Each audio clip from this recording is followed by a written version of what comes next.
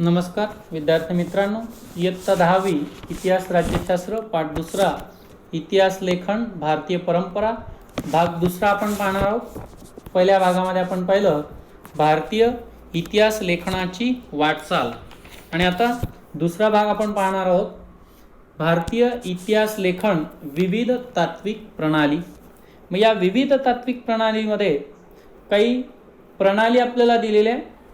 त्याच्यामध्ये पहिली प्रणाली आपल्याला दिलेली आहे वसाहतवादी इतिहास लेखन.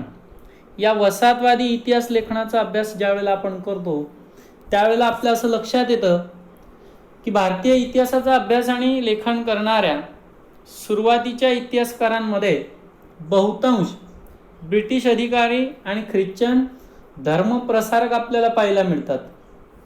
पूर्वग्रह दूषित असल्याकारणाने भारतीय संस्कृती ही गौण दर्जाची आहे आणि त्यांच्या त्या लेखनामध्ये त्या गोष्टी आपल्याला जाणवतात. कारण का तर आपल्याला माहिती आहे ब्रिटिश सत्ता ही वसाहतवादी सत्ता होती आणि वसाहतवादी ब्रिटिश सत्तेच्या समर्थनासाठी तशा प्रकारचं इतिहास लेखन त्यांनी केलेलं आपल्या लक्षात येतं. 1922 ते 1937 1922 ते 1937 या दरम्यान प्रसिद्ध झालेले केम्ब्रिज हिस्ट्री ऑफ इंडिया या ग्रंथाचे 5 खंड, हे 5 खंड वसाहतवादी इतिहास लेखनाचे ठळक उदाहरण म्हणून आपण सांगू शकतो.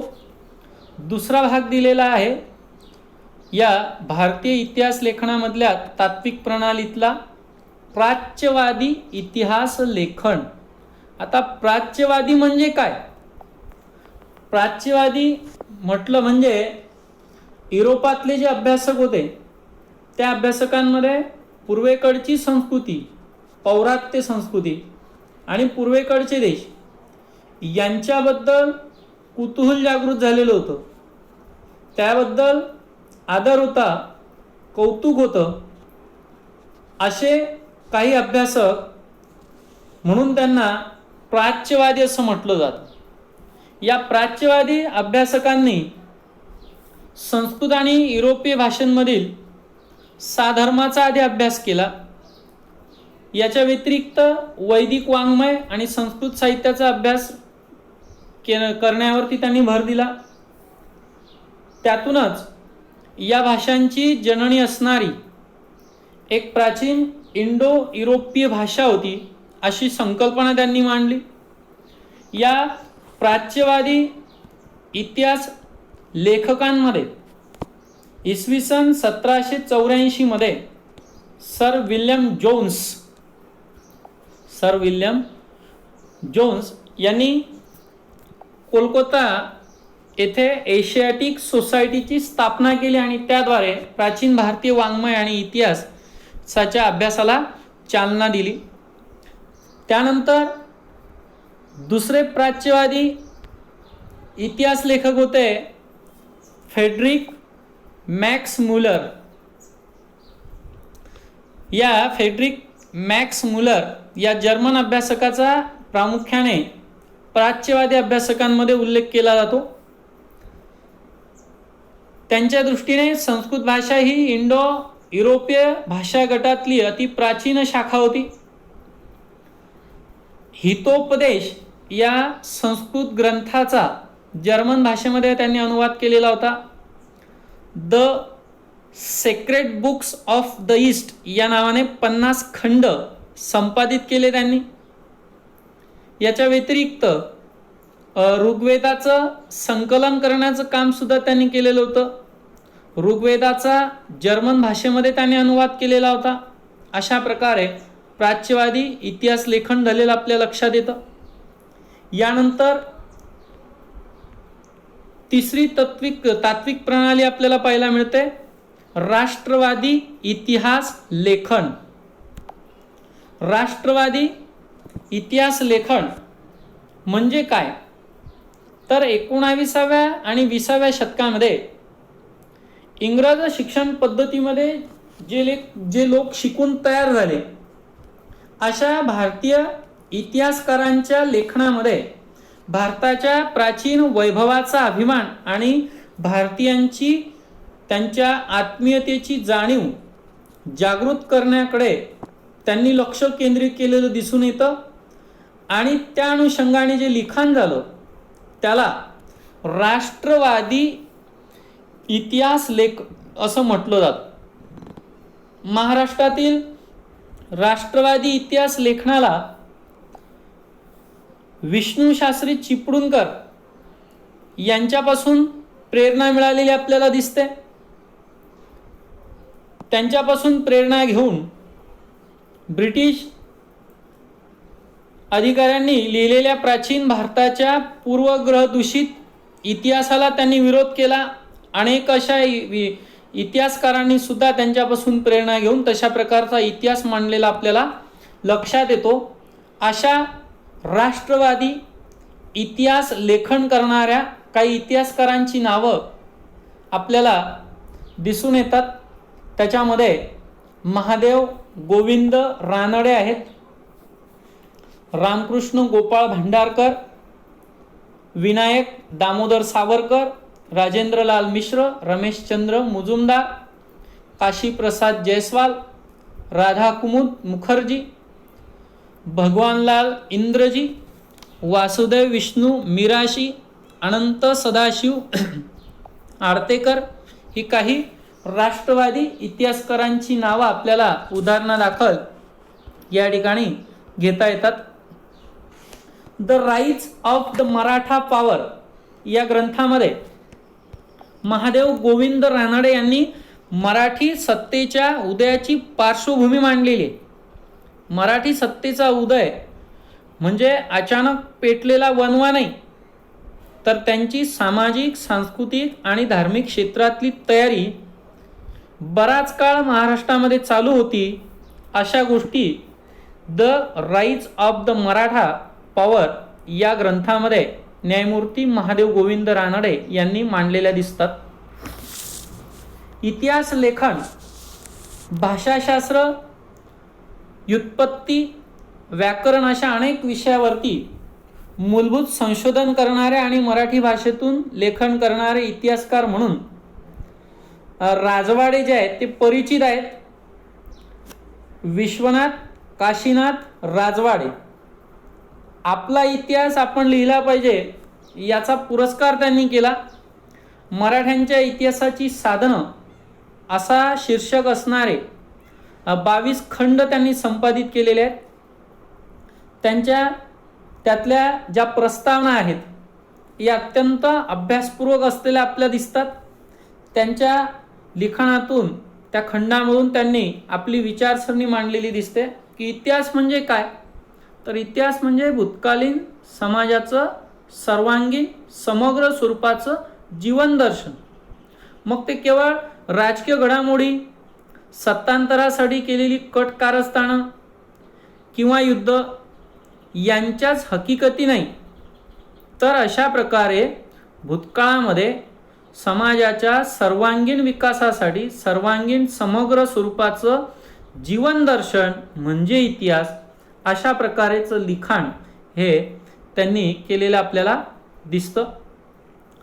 7 जुलै 1910 मध्ये इतिहास संशोधनाच्या कार्यासाठी विश्वनाथ काशीनाथ राजवाडे यांनी पुण्यामध्ये भारत इतिहास संशोधक मंडळ स्थापन केलेलं होतं. मानवी इतिहास काल व स्थळ यांनी बद्ध झालेला आहे. काळ आणि स्थळाने तो बद्ध झालेला आहे. कोणत्याही प्रसंगाचं वर्णन द्यायचं म्हटलं म्हणजे त्या प्रसंगाचा परिष्कार विशिष्ट कालावर व विशिष्ट स्थळावर पसरवून दाखवला पाहिजे. काल, स्थळ व व्यक्ती या त्रयीची जी सांगड, तिलाच प्रसंग किंवा ऐतिहासिक प्रसंग ही संज्ञा आपल्याला देता येते असं त्यांनी मांडलेलं आहे. या राष्ट्रवादी इतिहासकारांमध्ये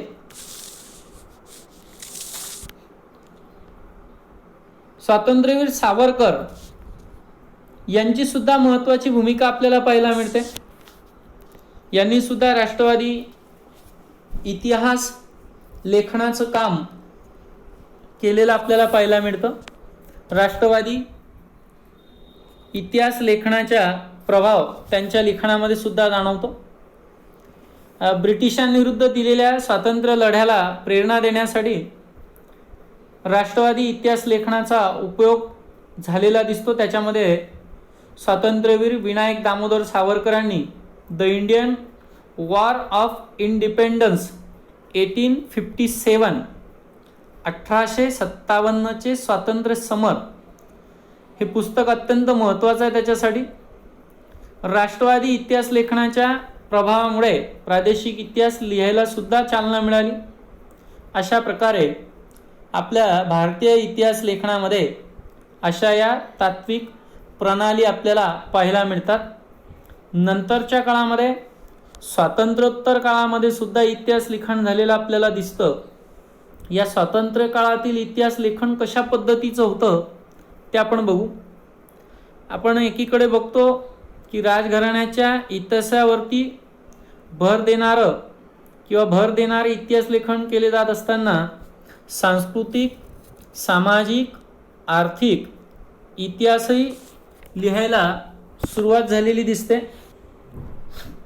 स्वातंत्र्योत्तर काळात समाज, विज्ञान, अर्थव्यवस्था, राजकीय प्रणाली, धार्मिक विचारसरणी, सांस्कृतिक पैलू यांचा इतिहास अभ्यासनाची आवश्यकता विचारवंतांना वाटू लागली आणि त्या अनुषंगाने या काळातील इतिहास लेखनामध्ये आपल्याला 3 नवे वैचारिक प्रवाह पाहायला मिळतात.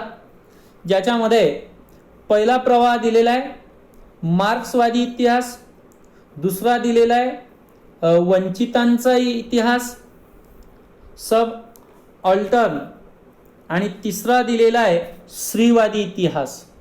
त्याच्यातला पहिला आपण बघू मार्क्सवादी इतिहास. मार्क्सवादी इतिहासकाराच्या लेखनामध्ये आर्थिक व्यवस्थेमध्ये उत्पादनाची साधनं, उत्पादनाची पद्धती आणि उत्पादनाची प्रक्रिया या प्रक्रियेमध्ये मानवी संबंध याचा विचार त्या ठिकाणी महत्त्वाचा असतो. म्हणजे उत्पादनाची साधनं कुणाच्या मालकीची आपण याच्या आधी सुद्धा अभ्यासलेला आहे. मार्क्सवाद काय आहे? समाजामध्ये असलेले 2 गट, एक आहेरे आणि एक नाहेरे. उत्पादनाची साधनं यांची मालकी असलेला एक गट आणि यांची मालकी नसलेला एक गट. मग त्या अनुषंगाने उत्पादनाची साधनं, उत्पादनाची पद्धत आणि उत्पादनाच्या प्रक्रियेमध्ये मानवी संबंध याचा विचार मार्क्सवादी इतिहासामध्ये आपल्याला मुख्यतः असलेला दिसून येतो. प्रत्येक सामाजिक घटनेचा सर्वसामान्य लोकांवरती काय परिणाम होतो याचं विश्लेषण करणं हे मार्क्सवादी इतिहास लेखनाचं महत्त्वाचं सूत्र मानलं जातं. म्हणजे प्रत्येक सामाजिक घटना आणि त्या घटनेचा सर्वसामान्यांवरती होणारा परिणाम या सगळ्या गोष्टीचं विश्लेषण करण्याची भूमिका मार्क्सवादी इतिहास लेखनामध्ये आपल्याला दिसून येते. मार्क्सवादी इतिहासकारांनी जाती व्यवस्थेमध्ये होत गेलेल्या बदलांचा अभ्यास केला. मार्क्सवादी इतिहास लेखन पद्धतीचा अवलंब प्रभावी रीतीने करणाऱ्या इतिहासकारांमध्ये काही नावं दिली आहे पहा आपल्याला. दामोदर धर्मानंद कोसंबी, कॉम्रेड श्रीपाद अमृत डांगे, रामशरण शर्मा, कॉम्रेड शरद पाटील इत्यादींचं योगदान महत्त्वाचं मानलं जातं. त्याच्यापैकी श्रीपाद अमृत डांगे हे भारतीय कम्युनिस्ट पक्षाच्या संस्थापक सदस्यांपैकी एक होते. त्यांचे प्रिमिटिव्ह कम्युनिझम टू स्लेव्हरी हे पुस्तक मार्क्सवादी इतिहास लेखनाचं उदाहरण म्हणून ओळखलं जातं. दुसरा भाग दिलेला आहे त्याच्यातला वंचितांचा इतिहास. आता वंचित समूहाचा इतिहास लिहिण्याची सुरुवात मार्क्सवादी इतिहास लेखनाच्या परंपरेमधूनच झालेली दिसून येते. इतिहास लेखनाची सुरुवात समाजाच्या तळाशी असलेल्या सामान्य लोकांच्या स्तरापासून करायला पाहिजे. वंचितांचा इतिहास लिहिण्यासाठी लोक परंपरा हे एक महत्त्वाचं साधन मानलं जातं आणि वंचितांच्या इतिहासाला महत्त्वाची विचारसरणी म्हणून स्थान मिळवून देण्याचं महत्त्वाचं कार्य केलं ते म्हणजे रणजित गुहा यांनी त्या ठिकाणी महत्त्वाची भूमिका पार पाडलेली आपल्याला पाहायला मिळते. भारतीय इतिहासकारांमध्ये वंचितांचा इतिहास मांडण्याची आणखी महत्त्वाची भूमिका पार पाडली ती महात्मा ज्योतिराव फुले आणि डॉक्टर बाबासाहेब आंबेडकर. महात्मा ज्योतिबा फुले यांनी गुलामगिरी या पुस्तकातून शूद्रातिशूद्रांचा इतिहास नव्यानं उलगडून दाखवला. धर्माच्या नावाखाली स्त्रिया, शूद्र आणि अतिशूद्र यांचं जे शोषण केलं जात होतं याच्यावरती त्यांनी आपल्या लिखाणातून लक्ष वेधलेलं दिसतं. अशा वंचितांचा इतिहास मांडणारे दुसरे इतिहासकार म्हणजे डॉक्टर बाबासाहेब आंबेडकर. भारताच्या सांस्कृतिक आणि राजकीय जडणघडणीमध्ये दलित वर्गाचा मोठा वाटा आहे. भारताच्या वसाहतवादी आणि राष्ट्रवादी इतिहास लेखनामध्ये त्या अनुषंगाने दुर्लक्ष केलेलं दिसून येतं आणि म्हणून डॉक्टर बाबासाहेब आंबेडकरांनी ही गोष्ट महत्त्वाची मांडली की भारताच्या सांस्कृतिक आणि राजकीय घडणीमध्ये दलितांचा वाटा खूप मोठा आहे, जो वसाहतवादी आणि राष्ट्रवादी इतिहास लेखनामध्ये आपल्याला दिसून येत नाही. या विचारसरणीतून, या दृष्टिकोनातून विचार करून त्यांनी भरपूर असं लिखाण केलेलं आपल्याला दिसतं. त्याच्यामध्ये हू वेअर द शूद्राज आणि द अनटचेबल्स हे ग्रंथ वंचितांचा इतिहास त्याच्यातून त्यांनी मांडलेला दिसतो. पुढचा भाग दिलेला आहे स्त्रीवादी इतिहास. भारतीय इतिहास लेखनाच्या क्षेत्रामध्ये सुरुवातीला पुरुष अभ्यासक कार्यरत असल्यामुळे भारतीय इतिहासातील स्त्रियांचं स्थान जे आहे हे दुय्यम मानलं गेलं. स्त्रिया या दुर्लक्षित असलेल्या आपल्याला पाहायला मिळतात. त्यावर अधिक प्रकाश टाकणं हे स्त्रीवादी इतिहासकारापुढचं एक आव्हान होतं. त्या अनुषंगाने स्त्रियांनी निर्मिलेल्या साहित्याचं संशोधन आणि त्यांचं संकलन करणं महत्त्वाचं होतं. इतिहासातील स्त्रियांच्या स्थानाचा विचार नव्यानं होणं आवश्यक होतं. 19व्या शतकामध्ये स्त्रियांविषयी लिखाण करणाऱ्या लेखिकांमध्ये ताराबाई शिंदे यांचं नाव अग्रस्थानी दिसून येतं. त्यांनी पुरुष प्रधान व्यवस्था आणि जातीव्यवस्था यांना विरोध करणारं लिखाण केलेलं आहे. 1882 प्रसिद्ध झालेले स्त्री पुरुष तुलना हे त्यांचं पुस्तक आहे. भारतातील पहिले स्त्रीवादी लिखाण ते म्हणून संबोधलं जातं. 1888 पंडिता रमाबाई यांचे the high caste Hindu woman हे पुस्तकसुद्धा प्रसिद्ध आहे. स्वातंत्र्योत्तर काळामध्ये झालेलं लिखाण किंवा लेखन स्त्रियांना घरी आणि कामाच्या ठिकाणी मिळणारी वागणूक, त्यांच्या राजकीय समतेचा हक्क यासारख्या विषयांवर केंद्रित झालेलं दिसतं. अलीकडच्या काळामध्ये प्रसिद्ध झालेल्या स्त्रीवादी लेखनात मीरा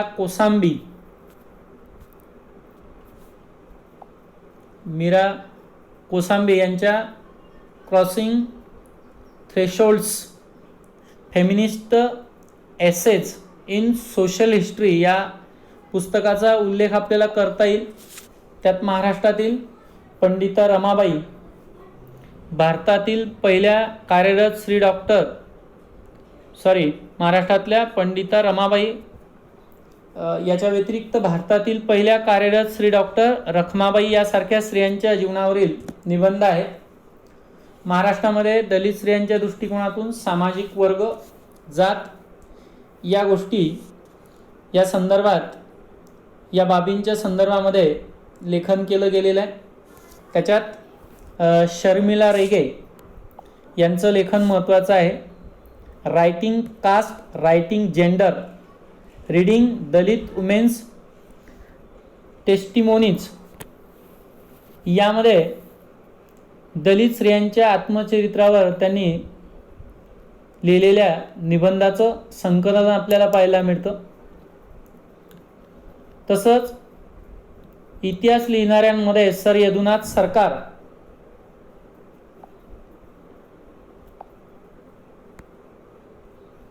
बघा इथे दिलेलं आहे, सर यदुनाथ सरकार, सुरेंद्रनाथ सेन, रियासतकार, गो सरदेसाई, त्र्यंबक शंकर शेजवलकर यांचा उल्लेख या ठिकाणी आपल्याला पाहायला मिळतो. तसंच यदी फडके, रामचंद्र गुहा इत्यादी संशोधकांनी आधुनिक इतिहास लेखनामध्ये महत्त्वाची कामगिरी पार पाडलेली आपल्याला पाहायला मिळतं. अशा पद्धतीनं इतिहास लेखनाची भारतीय परंपरा आपल्याला सांगता येते. धन्यवाद.